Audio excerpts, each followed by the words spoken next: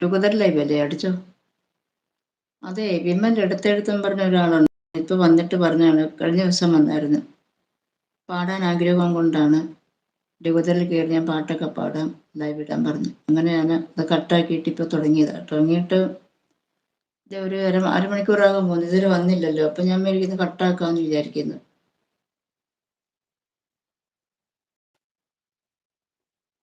എനിക്ക് 3 സ്ഥലങ്ങളുണ്ട്. കായംകുളം സരസ്വതീയത്തിൻ്റെ അടുത്ത്, എറണാകുളം, തിരുവനന്തപുരം, 3 വീടുണ്ട്.